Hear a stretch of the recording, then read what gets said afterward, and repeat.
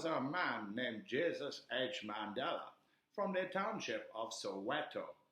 When he was about 13, he moved to Nazareth, some little dust bowl in the Middle East. It was written in the Old Testament somewhere that Jesus Mandela was God's Son on earth, here to die for us in order to take away the sins of mankind, which, when you think about it, is a lot to put on a young man, but he got on with it. When he was about 30, he was joined in Nazareth by 12 of his old chums from Soweto. These guys were known as disciples. It's funny, but despite coming from Soweto and moving to the Middle East, not too far from the West Bank, well, sort of, they all had very English-sounding names like Matthew, Mark, Luke, and Axel.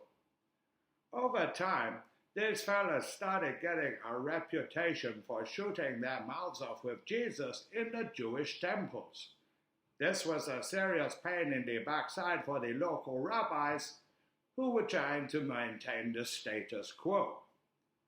Eventually, the rabbis got so fed up that they called the Romans, who were sort of like the police nowadays, but much more educated. One of Jesus' Soweto boys, a guy named Judy, betrayed Jesus to the Roman cops, who promptly gave in to the rabbis and ordered his execution by crucifixion. On the Friday, Jesus was put on a cross, a practice known as getting nailed. For 3 days, he was on the cross, slowly dying, and be fed up, it is fair to say. To make matters worse, his mother, Margie, came and told him off. "Oh, I told you not to go mouthing off at the temple. You know how militant the rebels are." Were about to take a turn for the better. On the third day, Jesus Mandela was unnailed from the cross, making him even holier than before.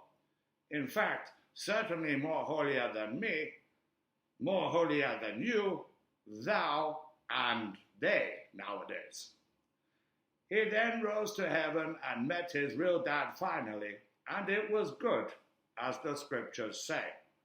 On their fourth day, the one they don't tell you about in the Bible or in cartoons, another guy was put on the cross, totally unrelated to the last guy, and he too was crucified.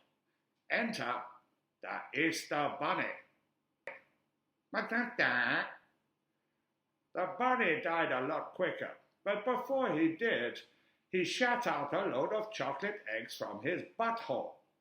This is why we celebrate Easter with eggs and chocolate every year. We do this in memory of him. And that is the story of Easter, Jesus Mandela, and the Easter Bunny, the Lost Parable.